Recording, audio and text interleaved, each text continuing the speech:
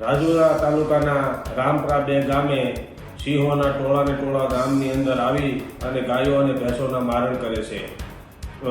Amreli DFO અને Rajula RFO અને Shetrunji DFO સાહેબને જાણ કરી અને અવારનવાર માગણી કરેલ કે અમારા ગામની અંદર ઘણા બધા પ્રમાણમાં સિંહોના ટોળા સાથે આવી અને ગાયો ભેંસોના મારણ કરે છે. અમારા ગામના ઘણા બધા યુવાનો નોકરીએ જાય છે. રાતના સમયે ગામમાંથી નીકળવું મુશ્કેલ છે. ગમે ગલીમાંથી ગમે ત્યારે સિંહો અમારા ગામની અંદરથી આવી અને ગમે ત્યારે હુમલો કરી દે છે. તો 2024માં માનનીય મંત્રી શ્રી મુળુભાઈ બહેરા સાહેબને પણ પત્રથી જાણ કરેલ અને એ પત્રને અનુસંધાને ફોરેસ્ટ વિભાગમાં 3 માણસોનો સ્ટાફ વધારેલ. એ સ્ટાફ વધારેલ પછી 2 મહિના સુધી કોઈ પણ એવી જાનહાનિ થઈ નહોતી.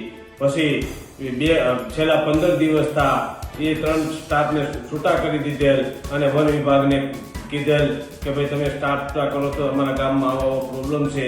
તો વન વિભાગ દ્વારા અમને મૌખિકમાં એવું કહેવામાં આવ્યું છે કે અમારા જે પગારનું ભંડોળ આવતું હોય તેમાં સરકારશ્રીએ કાપ મૂકેલ હોય તો અમે એ માણસોને છૂટા કરી દીધેલ છે.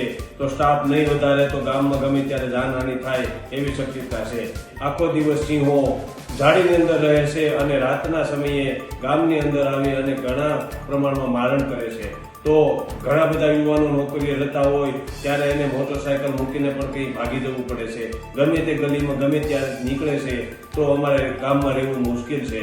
તો વન વિભાગ અને સરકારને અમારી ખાસ એ જ ભલામણ અને પ્રાર્થના છે કે તમે ખાસ કરીને સ્ટાફ વધારો, નહીં તો સિંહોને અહીંથી ખસેડીને જંગલમાં લઈ જાઓ એવી અમારી પ્રાર્થના છે.